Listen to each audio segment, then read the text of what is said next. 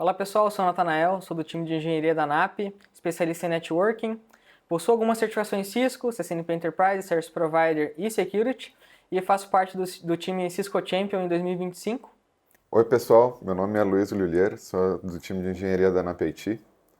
Tenho 21 anos de experiência na área de redes e sou CCIE Enterprise e Security. Fomos convidados pela NAP para estar falando um pouquinho do Cisco Live, desse evento maravilhoso que aconteceu algumas semanas atrás em San Diego.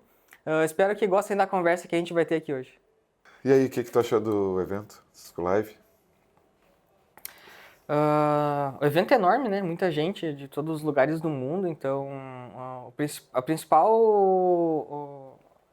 insight que eu tiro, além da parte de tecnologia, é que a gente fez networking com pessoas que são muito respeitadas, né, de certa forma, em seus ambientes de trabalho, arquitetos, engenheiros, enfim. Foi uma troca muito legal, a gente consegue pegar a experiência e o que está sendo aplicado em vários lugares do mundo, né, e trazer um pouco para nossa realidade também. Então, além de tudo que a Cisco trouxe aí para se adaptar a esse novo momento, né, de AI, a parte de networking também acho que foi excelente. Eu acho que não só os temas que a Cisco traz, mas eu acho que o networking também traz bastante insights, né? Porque tu tem contato com engenheiros de outras empresas, né? O que eles estão fazendo nas empresas deles, né? O que o mercado está, de fato, consumindo em termos de produto, de tecnologia. Isso te traz também uma bagagem para tu considerar quando tu vê ambientes semelhantes a daqueles clientes, né? Sim. Muito cliente grande, né? Tem lá, vai no live e tudo mais. Eu acho interessante essa parte, assim. E até cases que a gente não vê no Brasil, né? Como um SDA completo, implementado, enfim. Em alguns lugares do mundo o pessoal já tem, inclusive em algumas sessões, conversando com as pessoas, o instrutor perguntou quem tinha SDA amplamente integrado na sua rede, né? E poucas pessoas assim levantaram a mão, e nenhuma era do Brasil. Não tinham muitos brasileiros, enfim, Sim. nessas sessões, né? Mas vim de fora com esse conhecimento que a gente pega até das outras pessoas é importante também. Eu acho que, em termos de adoção de tecnologia, a gente não fica muito longe dos outros países, assim, pelo que eu vejo, assim, dos ambientes. A gente perde em termos de budget, talvez, ou até do custo da solução, né? Que para países europeus ou para os Estados Unidos, eles têm um custo menor, eles acabam adotando mais tecnologias, ou antes, né? Eles não, algumas empresas, né? Porque não são todas também, tive muita empresa com um ambiente bem tradicional, assim, e meio resistente, mas maiores empresas que têm condições de fazer um investimento maior, eles adotam antes algumas tecnologias, né? Sim. Mas um ponto positivo disso é que com esse movimento da Cisco de facilitar licenciamento, facilitar gerenciamento e mudar alguma questão de hardware, talvez o custo também acabe baixando, né? A gente vai estar centralizando uma linha de produtos única, que a Cisco anunciou a questão do Security Router, Smart Switch, vai poder ser gerenciado a partir de Merak Dashboard, Catalyst Center, né? Então, imagino que o custo disso tudo em um futuro seja um pouco reduzido e talvez no Brasil a gente consiga estar utilizando mais as soluções também, implementando algumas outras features, enfim. Eu acho que é interessante a gente ir um pouco mais é, no caso dessas soluções de segurança, né? Porque se tu percebeu assim, a Cisco meio que o Zero Trust está indo para todos os lados, né? Os Smart Switches, que em seguida também vão ter possibilidade de rodar ACL no Com switch, Hypershield, né? né? O Hypershield, o Security Router, então eles meio que estão implementando segurança Zero Trust dentro da rede corporativa também, né? Estão estendendo a, a parte de Zero Trust. O E o produto, Security Access, né? acho Também que está muito bom. o nome do produto é Universal ZTNA, né? Sim. Eles apresentaram fortemente o produto com esse foco mesmo. Eu acho que a Cisco está indo bem. Em termos de soluções de segurança, eles evoluíram muito nesse último ano. Não só essa parte de Zero Trust, Mas o Security Access, ele meio que englobou várias soluções de cloud também, e está bem interessante. Centralizaram muita coisa, né? Com o Cisco Security Cloud Control, né? Sim. Vai unificar todo esse gerenciamento, tanto de Fire quanto de Security Access. E tem também tanto a parte de segurança como de conectividade nos firewalls, né? Que eles trouxeram o SD-WAN para dentro do Firepower também, né? Sim. O que também foi uma evolução boa aí nesse último ano. Aí. E parece que tá bastante bom, assim, tá funcionando bem. Eu não participei de nenhuma sessão, eu não achei sessões no live de algum instrutor ou algum apresentador falando diretamente do SD-WAN no Firepower. Porém, falando com as pessoas, né, falando com os engenheiros e falando até com os VPs lá de design da solução, eles focaram bastante numa certa revolução da solução, né? E todo mundo está bem confiante com a solução, a performance está boa, né? Então acho que foi bem assertivo para a Cisco também, trazer isso nesse momento, trazer isso agora, porque o portfólio está mudando e tem maneiras diferentes de abordar soluções como o SD-WAN, né? Algumas vão estar mais centralizadas agora e já vim com o Firepower, com essa nova funcionalidade também, vai atender outra porção de clientes, né? Que é um conceito que eles trouxeram também, que é atender o cliente onde ele esteja, independente do que ele estiver usando ou não, né? Sim. Eu acho que é uma... Eu assisti uma sessão lá de design avançado em SD-WAN com Firepower. Eu acho que tá bem próximo, não vou dizer que tá a mesma coisa, porque o Catalyst SD-WAN é outra coisa, né?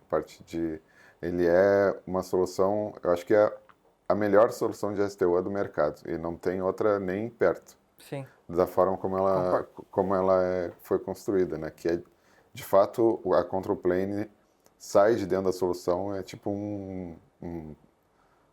uma entidade externa, né? Controlando o ambiente, o que é uma segurança muito maior em termos de estabilidade e resiliência, né, para a rede. Mas eu acho que a solução de SD-WAN do Firepower, ela vem e se encaixa num gap que tinha, que era entre Meraki e Catalyst. Não tinha uma via intermediária ali que tu poderia adotar para um cliente, por exemplo, que sai de um FortiGate e não quer um Meraki que é muito simplificado ou um Catalyst que, em termos de firewall, ele era um pouco inferior ao que seria o FortiGate em termos de customização de firewall, de política de segurança. Então, eu acho que no Firepower a gente tem bem esse meio termo, que ele não é o Meraki, que é muito simples para a parte de firewall e a proposta do Meraki é ser simples mesmo, né? É uma proposta para um cliente que tem um time técnico menor, por isso que ele centraliza tudo. Então, não é tão simples quanto o Meraki. Não é uma solução de SD-WAN com features de firewall, como é o Catalyst SD-WAN. E é um UTM, um firewall que tem várias features de segurança, obviamente, mais o SD-WAN. Então, assim, um firewall com SD-WAN, ao invés de ser uma solução de SD-WAN com firewall, e o Meraki que tem um pouco dos dois de forma simplificada. Né? Sim. Tu falou sobre a facilidade, né? Uma ressalva é que realmente o Wizard que veio nas últimas versões, ele facilitou muito a implementação do SD-WAN no Firepower. Se parar para ver a quantidade de configurações que a gente precisava para subir um SD-WAN daquele nível de complexidade ali por baixo dos panos, né? Existe muita coisa a se configurar, né?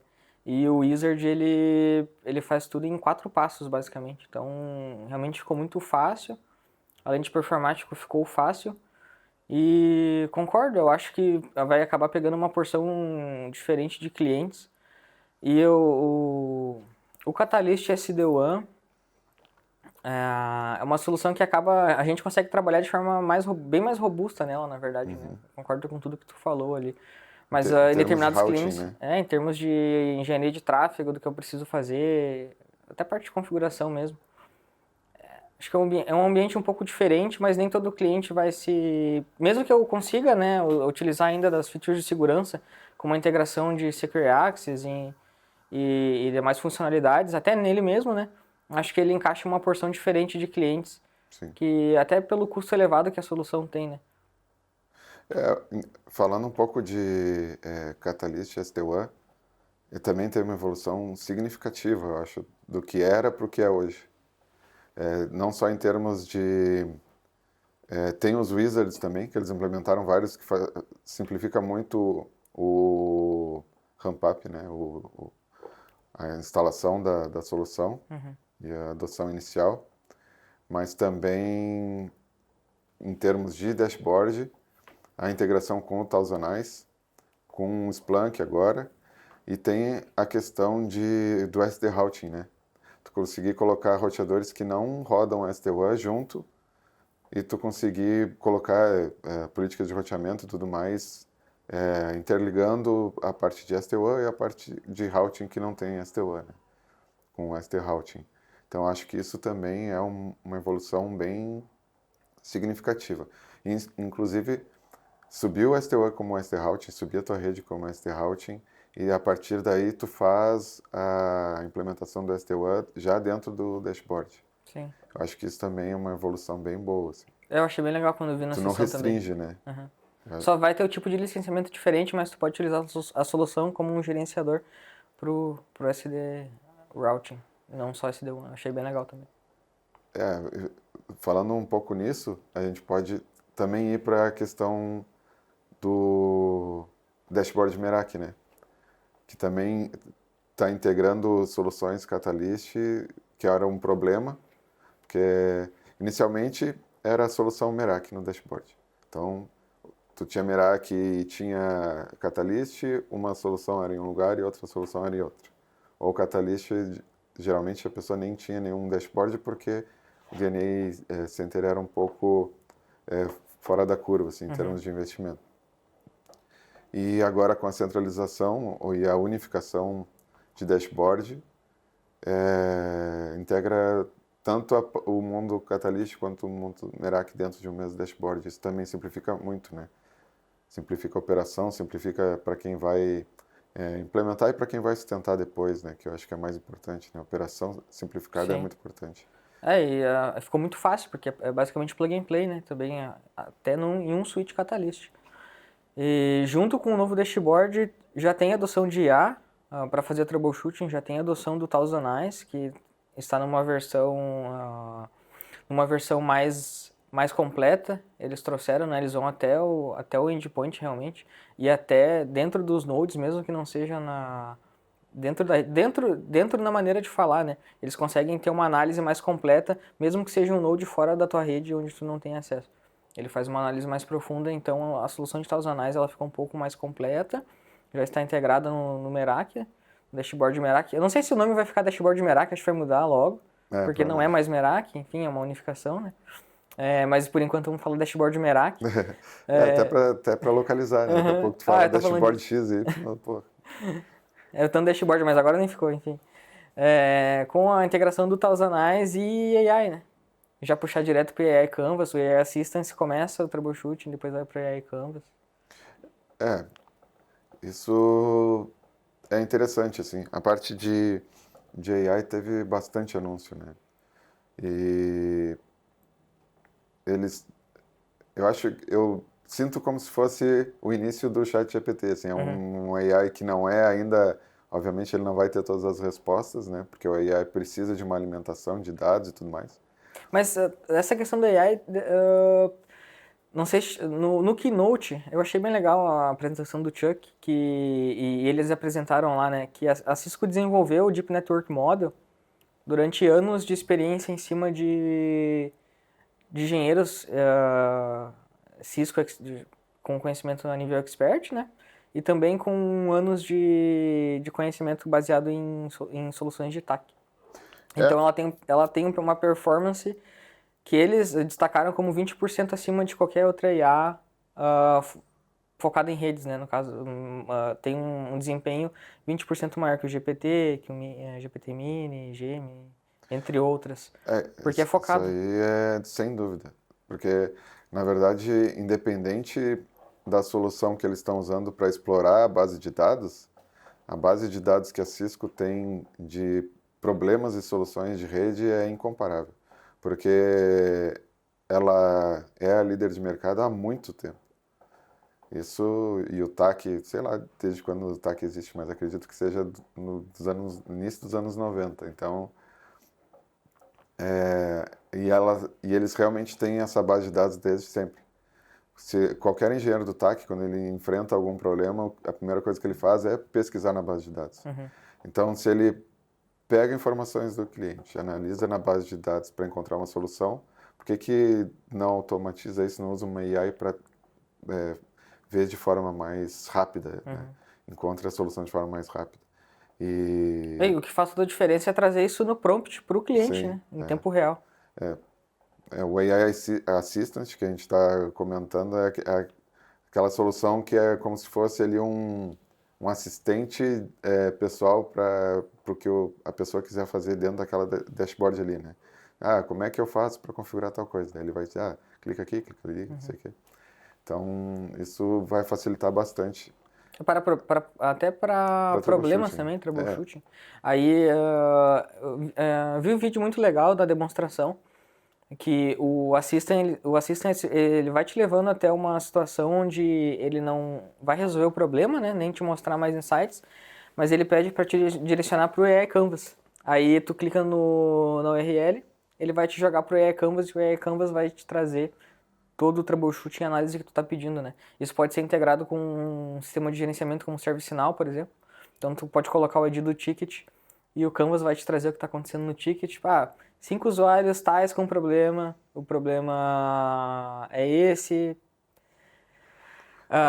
O ponto de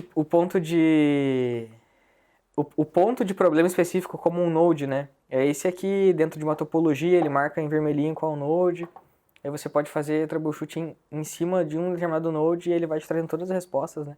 E te dando possíveis resoluções. Inclusive, em determinado momento você pode clicar, aceitar alguma das soluções e pedir para ele resolver automaticamente o problema em si, né? Isso é fantástico. Isso aí. O AI Canvas, na verdade, ele centraliza, né? Meio que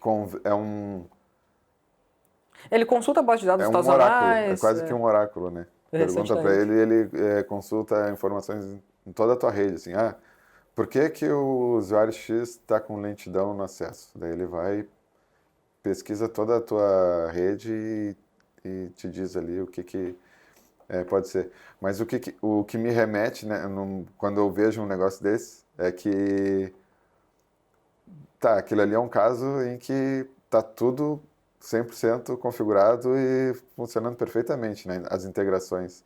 Então vem um pouco também, na verdade não vem um pouco, vai muito se as soluções que foram implementadas naquele cliente foram implementadas da forma correta. Sim. Porque senão tu não vai ter integração entre as soluções e tu vai perguntar para o Canvas vai dizer, não tenho dados para te responder isso, né? Então, eu acho que se as soluções, elas têm várias soluções que simplificam a vida da operação, desde que as soluções individualmente foram implementadas da forma correta, né? Sim. Porque senão tu não tem a visibilidade que tu precisa para resolver um problema. De fato. Toda essa adaptação e toda essa migração de portfólio e essa adoção de novas tecnologias, elas vão acabar convergindo também no ponto futuro, que é o serviço, a entrega, né, e a forma com que eu vou estar implementando isso dentro da minha rede. Claro, vai facilitar muito, mas ainda assim tem que existir os porquês, como eu faço isso da melhor maneira. E no fim a parte de AI e a parte de unificação vai só colaborar com a facilidade de gerenciar a nossa rede como um todo, né? Sim. Mas o pipeline que a gente tem que seguir ainda segue totalmente estruturado, né? A gente não pode deixar ou meio que largar de mão algumas situações de implementação simplesmente pelo fato que eu vou ter uma IA para me ajudar, ela não vai funcionar corretamente se eu não implementar se eu não implementar na minha topologia corretamente, né? Ou com as melhores práticas, enfim. Isso traz um ponto, uma questão que sempre perguntam, né?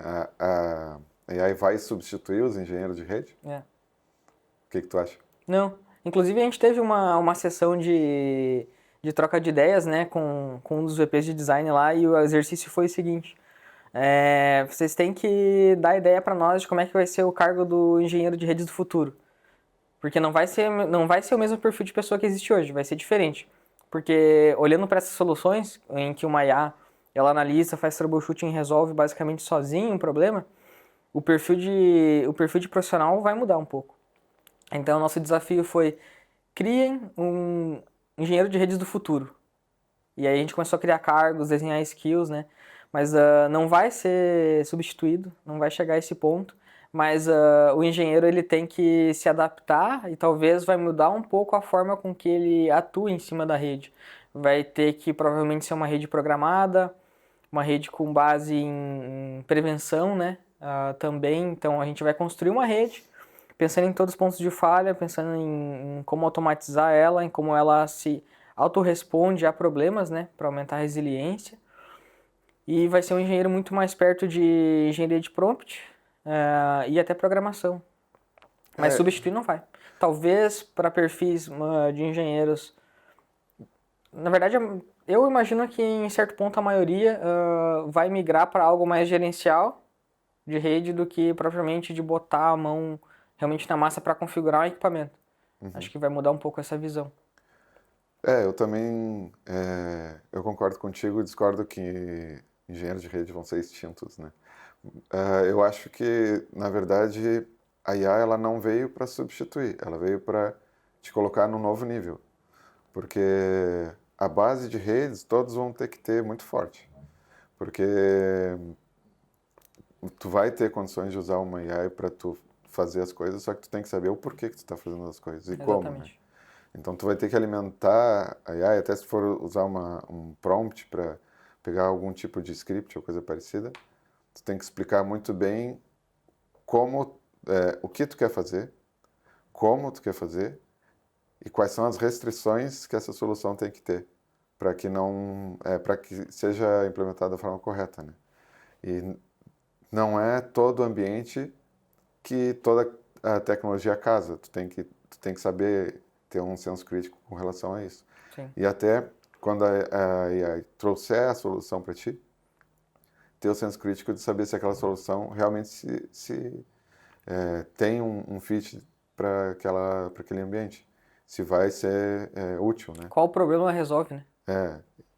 Problema, ou se tu for implementar alguma coisa, se vai implementar da forma correta. Porque nem sempre isso... a AI não é o guru, né? Sim. Ela tem uma base de dados maior, talvez, se for pensar, se fosse um humano, tu tá perguntando para alguém que tem um histórico maior, mas só que não tem essa sensibilidade com relação a um cliente específico, porque não conhece o ambiente daquele cliente específico. Sim. Tem que alimentar ela com informações do porquê tu quer daquela forma. Então, acho que é isso. Acho que vai elevar o nível do engenheiro de rede, mas não vai substituir. Sim. Eu concordo que tem que saber ainda. Você vai pedir para a IA configurar, por exemplo, um SPF. Eu gosto de falar isso porque tem um negócio que tem uma particularidade do SPF, né, que o pessoal fala: não me lembro do que o LSA 3, o LSA 4 fazem. Não, tu ainda vai precisar saber disso, né? Não vai ser totalmente inútil essa informação em um futuro. Porque você precisa saber dizer o porquê eu faria e o porquê eu não faria isso. Só que você vai fazer de uma maneira automatizada, né? Totalmente automatizada. Não só isso. O porquê vem muito também de quais são os teus planos para aquela rede no futuro. Né? Exato. Tu sabe. Aí não sabe. Ela acha que aquela rede eu tenho 10 equipamentos. E ela vai pegar aqueles 10 e vai talvez te sugerir algo baseado nos 10. E tu pensa, não, mas espera aí, eu conheço esse cliente, é um mercado que está em expansão, essa unidade aqui de 10 vai para 20, depois para 30 rapidamente. Então, Esse vai tu estar já no tem que plano do engenheiro. implementar visando essa escalabilidade da forma correta e simplificada, né? E aí sobe isso de maneira automatizada e mais facilitada com o uso de IA também. Ah, não, perfeito, é a mesma leitura que todo mundo fez lá no time também. Todo mundo não, na verdade, né? Tem alguns que ainda acham que vai tirar uma boa porção de autonomia de engenheiros, né? De pessoas realmente trabalhando, né? Mas eu acho que é uma evolução natural, a gente já passou por isso várias vezes, né? Eu acho Em que. pouco tempo a gente já passou E muitas daí vezes tem por um isso. outro tema também, né? Porque a gente está falando de AI sendo utilizada na rede. Mas só que tem soluções de AI que vão rodar em cima da rede. Então, tem a AI É, in the network e AI on the network. On the network é soluções de AI que utilizam a rede.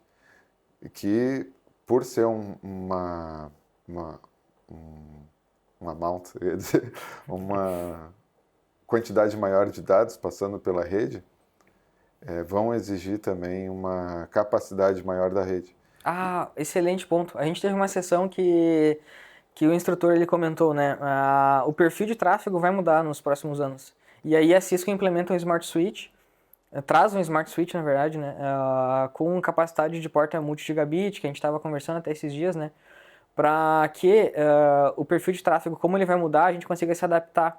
Então, eles falam que a tendência é que o tráfego mude de perspectiva só de download, né? Porque a gente desenha uma rede com perspectiva em tráfego de download, né? Sim, Só que talvez a gente vai ter que olhar mais também para desenvolver com base em upload, porque a gente vai estar enviando mais dados para uma cloud IA, entendeu? A gente vai enviar dados, a gente vai enviar imagem, muita coisa vai estar saindo e a gente precisa desenhar a rede também com base e com mecanismos de melhoria no upload desde o endpoint, né, até a saída da borda e não com base no load. O fluxo é o mesmo, né? Mas a visão com que tu olha para a rede ela vai mudar um pouco. Porque a gente olha com base em download sempre, né? A gente vai sim. ter que mudar um pouco disso no futuro. Eu acho que de forma geral vai mudar, né? Porque a gente está falando aqui em uma rede de usuários, mas É, se tu for pensar na rede de data center, o tráfego horizontal vai ser gigante, porque sim. tu vai ter muito mais interação entre diferentes plataformas. A gente falou, por exemplo, do AI Canvas, que utiliza várias AIs e consulta outras bases de outras soluções da Cisco. Mas pensa nisso em termos de todos os fabricantes de todas as soluções, de tudo, inclusive uma Uhum. financeira, por exemplo. Então, a quantidade de tráfego horizontal entre diferentes soluções dentro do data center também vai crescer de forma bem, eu diria que, não sei se exponencial, mas, ou quase isso, talvez. Sim, pode ser. Porque quanto maior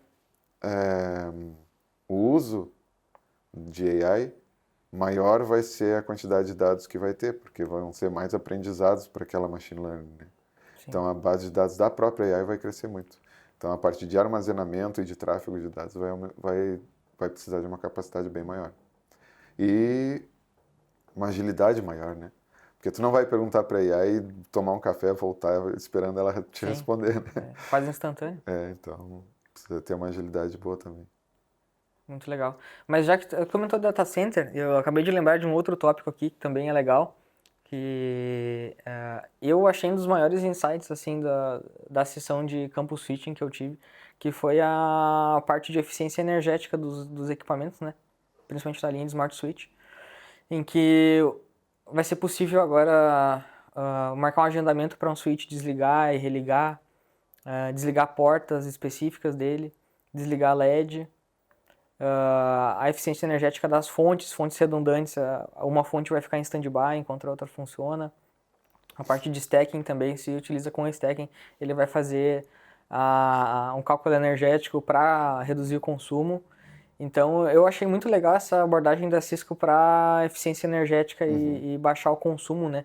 E dentro do dashboard da Merak, vai ser possível com que o engenheiro, enfim, a empresa que implementar a solução, ele consiga acompanhar a redução de custo de capex que ele vai ter com base nisso. Então, em um ano, você vai reduzir muito o seu custo com energia, porque o switch, de forma inteligente, você já consegue manipular essa parte de eficiência energética dele, né? E essa parte eu achei bem legal. Mas sabe que isso a Cisco já tinha a solução de eficiência energética. Em 2017, a gente teve um projeto de EnergyWise, que era a solução de eficiência energética da Cisco naquela época. E ela já fazia esse gerenciamento de desliga a porta do switch e tal. Uhum. Só que tu tinha que dizer quando que ela ia desligar a porta do switch. Tu tinha que dizer, ah, tal hora tu desliga, tal hora tu sobe. O que aconteceu é que a feature já tinha de manipulação ali, de capacidade assim, do switch e tudo mais. O que não tinha era a inteligência para saber, para fazer isso de forma inteligente, porque tinha cliente que às vezes implementava isso, tinha alguém no escritório que ia fazer uma hora essa e tal, a porta desligava. Então a Cisco usou a AI para alimentar essa solução com dados e a parte de automação para executar essas ações de desliga, liga ou baixa uma fonte ou coisa parecida. Detectar comportamento, né? Então acredito que essa solução venha muito bem, porque se já estava sendo desenvolvida a parte da função De controle. ecológica e de controle naquela época, acredito que agora com o uso da AI ela vai ser potencializada. Acho que essa solução deve vir bem robusta, bem É bem otimista estável. por parte deles, assim. Na apresentação ela é bem otimista, realmente. E o legal também não é só a questão dela fazer isso ou aquilo, mas ela te trazer com aquilo quanto que economizou, Exato. quanto que... Eu acho que Se isso tornar algo também é legal, palpável, né? né? Porque no final das contas, em termos de negócio, o financeiro lá, o CFO da empresa, ele não quer saber se a porta do switch desligou ou não. Ele quer saber quanto foi o saving, né? Sim. De ter feito isso. E a Cisco já vai te trazer isso. Que é difícil de calcular se tu não tem esses realmente. dados de forma mais automatizada, assim. Então, acho bem interessante. No geral, assim, das soluções, a gente começou falando da unificação, a gente falou um pouco de AI, falando essa parte de saving. Acho que a Cisco mandou muito bem. A Cisco realmente veio muito forte, fazendo jus ao próprio nome, né? Demorou um pouco para se mexer, assim, acho nesse sentido, mas se mexeu e veio muito forte em todos os sentidos, realmente. Em todas as vertentes. Eu acho que nos últimos... não digo nem nos últimos anos, acho que nas últimas décadas, eles compraram muitas soluções que tiveram um pouco de dificuldade para fazer esse merge, né? Para eles absorverem elas dentro do portfólio de forma unificada. E agora eles conseguiram chegar nesse ponto, né? Sim. Todas elas, né? A Sourcefire, que depois virou Firepower, a Meraki e todas essas soluções e a Viptela, que depois virou Catalyst ST1. Perfeito. Então, todas essas integrações e unificações demoraram um pouco mais por serem, talvez, soluções grandes, né? Soluções que não tinham muito a ver naquele momento entre elas. Mas eu acho que estão fazendo um bom trabalho também. Eu acho que até em resposta ao mercado que pedia isso, né? Exatamente. De ter, a gente volta naquele ponto de ter dashboards segregados, tu faz uma coisa, depois Quando é que eu uso a solução X? Quando eu uso Y? Tá, mas agora se eu botar aqui, eu tenho que acessar aquele dashboard, agora eu tenho esse. Eu acho que muito disso foi até o Gartner foi um Licenciamento pouco também, né? do reflexo disso, né? A parte de licenciamento também. Produto tal é licença tal e esse é tal, mas agora eu quero feature tal. Então, a parte de gerenciar produto Cisco estava ficando um complexo, né? E eles resolveram esse problema. Acho que é talvez o maior. Eu concordo contigo. Até a parte de licenciamento ainda tem um pouco a melhorar, mas está indo bem.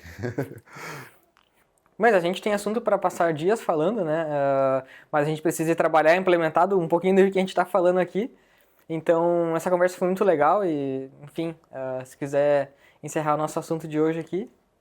Eu gostei também, um papo muito bom. Acho que se a gente for realmente discutir tudo que foi apresentado lá, né, e os nossos insights, assim, acho que até por ser engenheiro a gente vai passar aqui. Exatamente. Eu espero que vocês tenham gostado do nosso bate-papo aqui. A gente gosta muito de falar de tecnologia, eu espero que vocês tenham percebido isso.